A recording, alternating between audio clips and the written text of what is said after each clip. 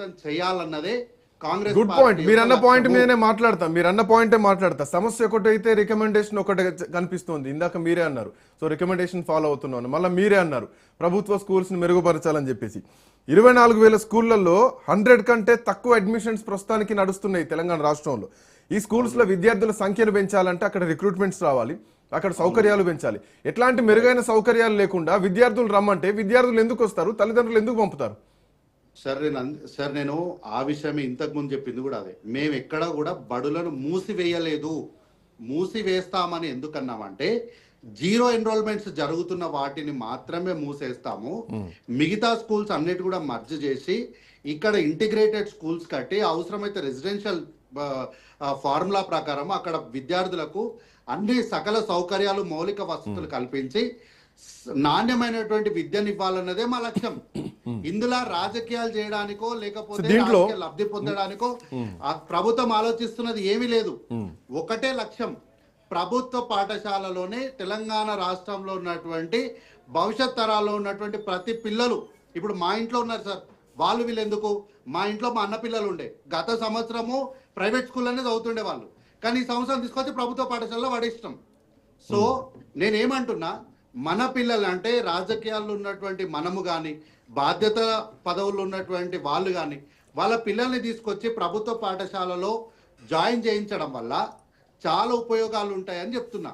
So మీరన్న point ప్రభుత్వ స్కూళ్లలో జాయిన్ చేయించాలి అంటే ప్రభుత్వ స్కూళ్ళ సౌకర్యాలు మెరుగుపరచాలన్నది ఇక్కడ ప్రధానమైనటువంటి ఆన్సర్. ఇక్కడ పాయింట్ ఏంటంటే మీరన్న పాయింట్ కొంచెం డీప్ గా వెళ్దాం. ఒక్క నిమిషం రాహుల్ గారు, ఒక టీచర్కు నాకు తెలిసి ఒక 20 నుంచి 30 మంది స్టూడెంట్స్ని హ్యాండిల్ చేయాలి. ఈ లెక్కను చూసుకుంటే మొత్తం తెలంగాణలో 150,000 మంది టీచర్లు ఉన్నారు. సో వీళ్ళు హ్యాండిల్ చేయాల్సింది ఏం లేదన్నా 35 నుంచి 40 లక్షల మంది విద్యార్థులను హ్యాండిల్ చేయాలి. But the count is only 24,000 స్కూల్స్లో 22 లక్షల మంది మాత్రమే విద్యార్థులు ఉన్నారు. సో ఈ అకామిడేషన్, టీచర్స్ అకామిడేషన్ ఒకటి స్పష్టంగా లేదు. మోరోవర్ ఈ రిపోర్ట్స్కి, కమిషన్ ఇచ్చినటువంటి రిపోర్ట్స్కి, వాస్తవంగా ఉన్నటువంటి గ్రౌండ్ రిపోర్ట్కి చాలా ఇన్కంపారిజన్ కనిపిస్తోంది.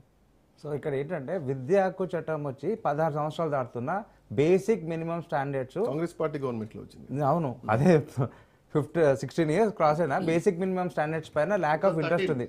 ఇంకా లెట్ మీ కంటిన్యూ కార్తికనా. ఓకే, సో ఇక్కడ మనం చూసుకుంటే 0% ఎన్రోల్మెంట్ ఎవరి వైఫల్యం వల్ల వస్తుంది? విద్యా సామర్థ్యాలు ఒక విద్యార్థులు మనం ఎందుకు పెంచలేకపోతున్నాము?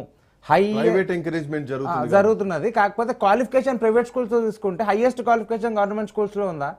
ఈ దేశంలో అత్యున్నత స్థానంలో ఉన్న ప్రతి ఒక్క గొప్ప నాయకులు, గొప్ప మేధావులు అందరూ ప్రభుత్వ పాఠశాలలో చదువుకున్నవారు కదా. అదే ప్రభుత్వ పాఠశాలకి మనం ఎందుకు విలువలేకపోతున్నాం? ఇయాల్టి దినం జీరో ఎన్రోల్మెంట్ వస్తుంది. Let me continue. Zero enrolment వస్తుంది, ఎవరి వల్ల వస్తుంది? లెర్నింగ్ లెవెల్స్ ఇంక్రీజ్ చేయాలి. సామర్థ్యాల్లో ఏం లోపం జరుగుతుంది? ఒక కట్టదిట్టమైన ప్రణాళిక ఎందుకు చేయట్లేదు? నా మేధావులతోని, విద్యావంతులతో కమిటీ వేసి ముఖ్యమంత్రి గారికి ఓపెనింగ్ లో ఉన్నంత శ్రద్ధ మేధావులతో నేను కూర్చోబెడతా, ఒక కమిటీ వేస్తా, తక్షణమే ఏం చేయాలా, రాబోయే ఇంకా సంవత్సరమే మనకు టైం ఉంది, మనం ఏం చేయాలని చెప్పి ఒక డిపిఆర్, డీటెయిల్ ప్రాజెక్ట్ రిపోర్ట్ ఎందుకు తెచ్చుకోవట్లేదు ఇప్పటిదాకా? ఇంతకుముందు మన కార్తిక్ అన్న కూడా చెప్పిండు, మన ఇద్దరం వెళ్దాము ప్రభుత్వ బడులను చూద్దాము, ఎక్కడెక్కడైతే మౌలిక వస్తువులు లేవో అని చెప్పిండు. సింపుల్ లాజిక్ అన్న. ఇప్పుడు 6 క్లాస్ స్కూల్ కట్టిర్రు, 6 క్లాస్ స్కూల్కి ఏమని పబ్లిసిటీ చేస్తుర్రు? మౌలిక